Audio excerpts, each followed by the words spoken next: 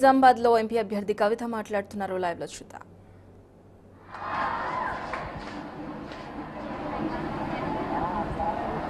ఇవాళ ఎలక్షన్స్ ఉన్నటువంటి సందర్భంలో మీ అందరితో నా రిక్వెస్ట్ ఏంటంటే అనేక న్యూస్ వస్తూ ఉంటాయి. ప్రతి ఒక్క క్యాండిడేట్ చాలా విషయాలు చెప్తూ ఉంటారు. అవన్నిటి మీద కూడా దయచేసి spend some time on researching what is correct, what is not correct అని. ఎందుకంటే ఫేస్బుక్లు, వాట్సాప్లు అందరి దగ్గర ఉన్నాయా? అందరి దగ్గర. ఎవరన్నా లేని ఉన్నారా? అబ్బా మీ గిఫ్ట్ ఇవ్వచ్చు అబ్బా, వెరీ నైస్. అది ఉంటే ప్రశాంతత ఉండదు, బట్ ఆల్మోస్ట్ అందరి దగ్గర ఉన్నాయి కదా. So basically you get a lot of information.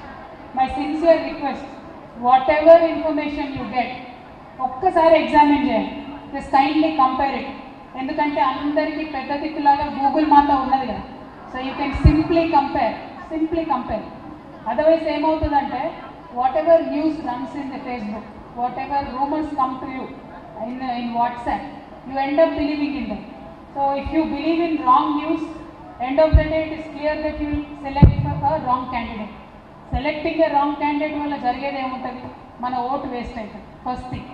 Second thing, ఈ దేశంలో మీ అందరికీ తెలుసు 1947లో మనకి ఇండిపెండెన్స్ వచ్చిన తర్వాత 1950లో కాన్స్టిట్యూషన్ ఆఫ్ ఇండియా రాయడానికి ఒక పెద్ద కమిటీ ఏర్పడ్డప్పుడు వాళ్ళంతా డిస్కషన్ పెట్టుకున్నారు. ఓటు ఎవరెవరికి ఇవ్వాలి? అందరికి ఇద్దామా? ఓన్లీ మగవాళ్ళకి ఇద్దామా? ఆడవాళ్ళకి ఇద్దామా? అసలు ఆడవాళ్ళకి ఇవ్వాలా వద్దా? చదువుకున్న వాళ్ళకి ఇద్దామా? చదువు లేని వాళ్ళకి ఇద్దామా? ఓన్లీ బాగా డబ్బులు ఉన్న వాళ్ళకి ఇద్దామా? పేదవాళ్ళకి ఇద్దామా? అన్ని డిస్కషన్స్ జరిగింది.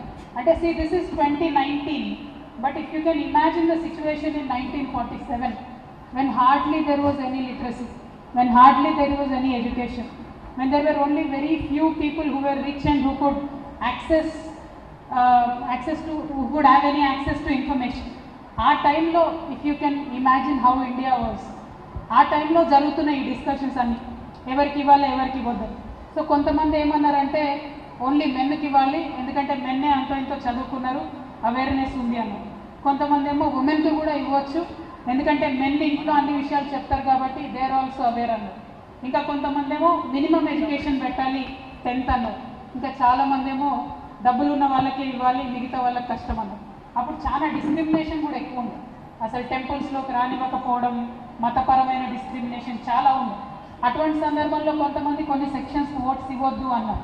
So this all they were debated, all these issues were debated. But ultimately end of the day మనందరం కూడా చాలా చాలా ప్రౌడ్గా ఫీల్ అవ్వాల్సింది ఏంటంటే India is a nation which has learn from the rest of the world. అన్ని constitution study చేసి what is the లెకునా, which is the best constitution అన్నీ స్టడీ చేసి they have decided to give a universal adult franchise. అంటే ప్రతి ఒక్కరికి, భారతదేశ పౌరుడైనటువంటి ప్రతి ఒక్కరికి వారి కులంతో సంబంధం లేకుండా, మతంతో సంబంధం లేకుండా డైరెక్ట్గా ఇవ్వాలని చెప్పి డిసైడ్ అయింది. అది ఎంత గొప్ప విషయం అంటే we take it for granted. ఎందుకంటే 70 ఏళ్ళు అయిపోయింది, మనం ఏం పోరాటాలు చేయలేదు, ఏమి కూడా కష్టపడలేదు, డైరెక్ట్గా అందరికీ ఓటు వచ్చేసి. దాంతో ఎట్ టైమ్స్ ఏం జరుగుతుందంటే we don't understand the value of vote.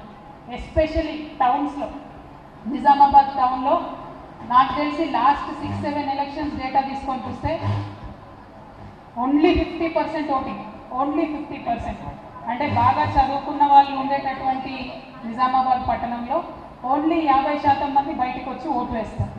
ఇవాళ స్టూడెంట్స్ అందరితో నా రిక్వెస్ట్ ఏంటంటే ఈ ఎలక్షన్లో, this MP election or any election from here, because this is your first vote, any election from here మీరు వేయడమే కాకుండా మీ ఇంటి వాళ్ళందరూ కూడా దయచేసి పోలింగ్ బూత్కి లాక్కొని వెళ్ళాలి. Because it is not a small thing to have a vote.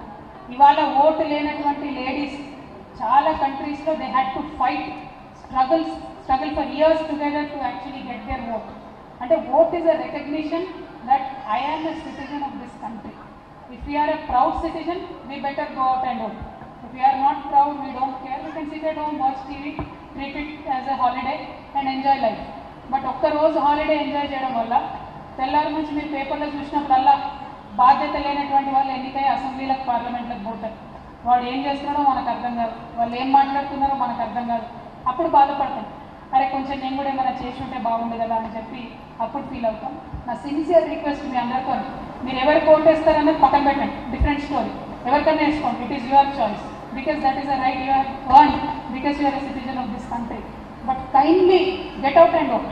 ఆ రోజు మాత్రం హాలిడే కాదు, ఆ రోజు మాత్రం పార్లర్ పోయే రోజు అసలే కాదు. ఖచ్చితంగా ఓటు వేసినాకనే మనం బయటికి వెళ్ళాలి, ఓటు వేసినాకనే వేరే పనులు చూసుకోవాలి. మీరంతా ఫస్ట్ టైం ఓటర్స్ ఎస్పెషల్లీ ఎక్కువ మంది, థ్యాంక్స్ అన్న, 90% ఆడపిల్లలే ఉన్నారు. మీ అందరికీ ధన్యవాదాలు. ఎందుకంటే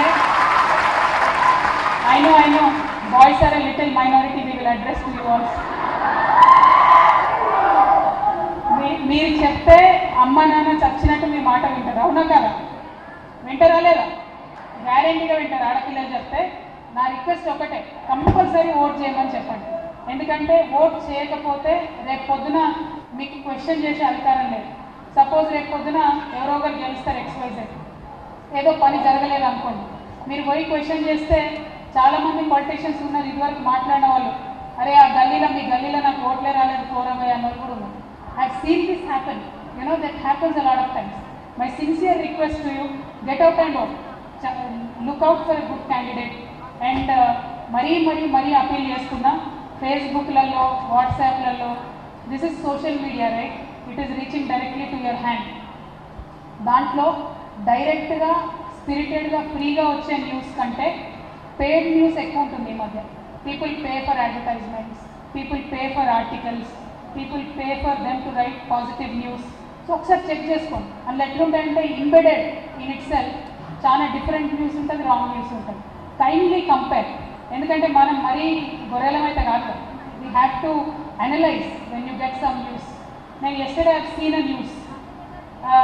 India is a federal setup, మీ అందరికీ తెలుసు కదా. ఫెడరల్ అంటే యూనియన్ గవర్నమెంట్ ఉంటుంది, స్టేట్ గవర్నమెంట్స్ ఉంటాయి, both of them have various rights etcetera. So central government కొంచెం షేర్ చేస్తుంది, స్టేట్ గవర్నమెంట్ కూడా షేర్ చేస్తుంది in various programmes. Okay, so I have seen some advertisement yesterday from one of the national party. I will not take the name. మనం ఇక్కడ pensions ఇస్తున్నాం, ఇప్పుడు pensions 1000 rupees pension ఇస్తున్నాం TRS తరఫున, TRS గవర్నమెంట్లో.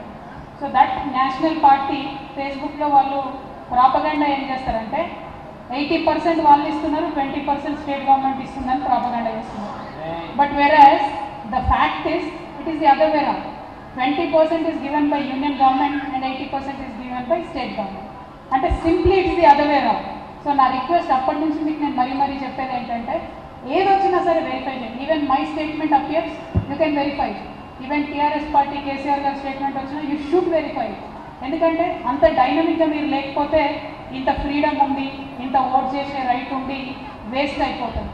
మీ అందరికీ తెలిసి ఉంటుంది, డెమోక్రసీ అంటే ఓటు వేయడంతోనే అయిపోతుంది. ఓటు వేసిన తర్వాత next 5 years when we are elected, you have elected a candidate, continuously try to be in touch with them, either on social media or go to them among your friends. You should try and at least look out.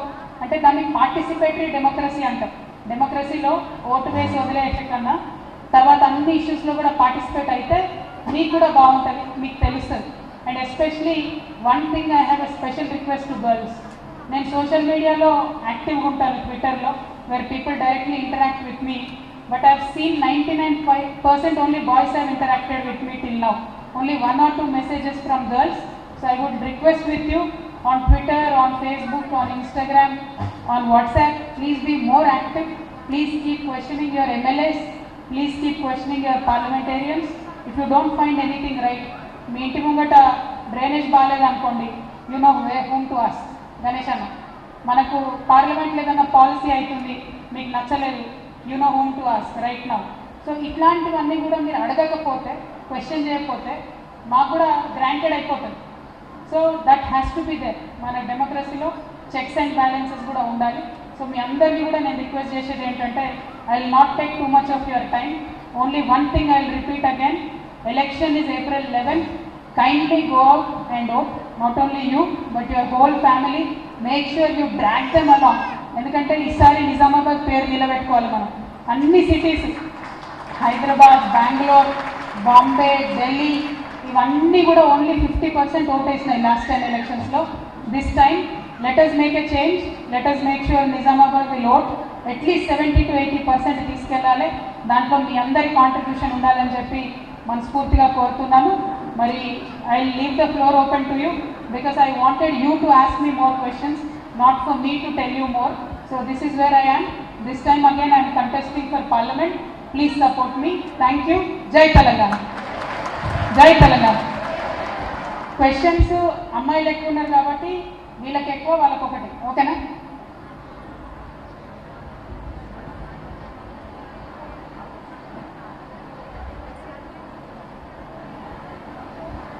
Okay,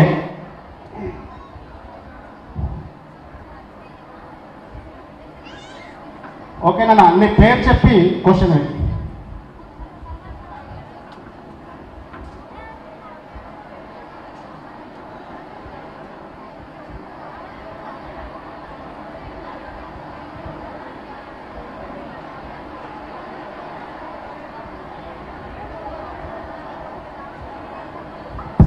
ఎక్కడ ఉంటే అక్కడ please అందరు పైకి ఎక్కుతారా? బస్. Good afternoon, madam. Good afternoon. I'm Samira from SSR Degree College. Okay. Thanks, madam, for giving me this wonderful opportunity. And I would like to raise a question, madam. What are the ideas and duties required to become a people's leader? ఒక ప్రజానాయకుడిగా ఎదగాలంటే ఎటువంటి ఆలోచనలు, కార్యాచరణ ఉండాలి?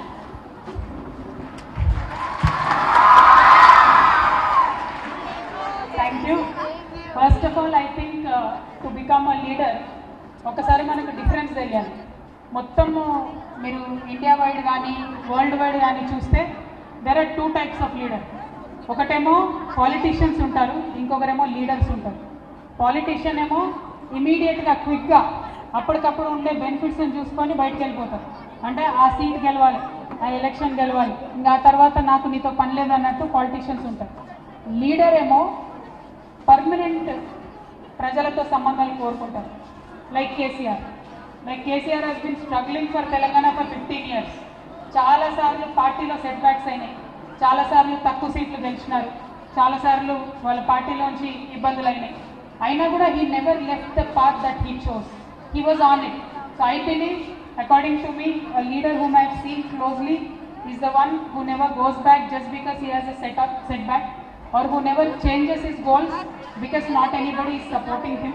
A leader has to have a goal with the vision of keeping all these people safe and sound, but he should not leave it. Telangana ప్రజలందరూ బాగుండాలని ఉద్యమం మొదలుపెట్టింది, కానీ కేసీఆర్ గారిని 1,00,000 తిట్లు తిట్టింది 15 ఏళ్లలో. ఎప్పుడు కూడా వదిలిపెట్టలేదు ఆయన. So leader should not basically run away from his goal. తర్వాత మనం చూస్తాం మన ఇళ్లలో కూడా, మనం కూడా ఏదైనా ఒక చిన్న నిర్ణయం మనం తీసుకుంటాం. మనకు రూమ్లో నిర్ణయం తీసుకున్నప్పుడు we feel good, but when you go out, if your mother or brother or father criticises, ఇమీడియట్గా వి చేంజ్. అరే ఇది కరెక్ట్ కాదేమో. It is good to be doubtful, but మొత్తం మన ఫండమెంటల్ కోర్స్ని చేంజ్ చేసుకుంటే లీడర్గా ఎదగడం కష్టమవుతుంది. So building strong opinions, making sure you can analyse the situation, I think that is what makes a leader. Thank you. Thank you, madam. After listening to you, I want to tell you something. A lamp will not speak, but introduces itself by giving light. In the same way, achievers and great people never expose their achievement, but their achievement will expose them. Thank you, madam. Thank you.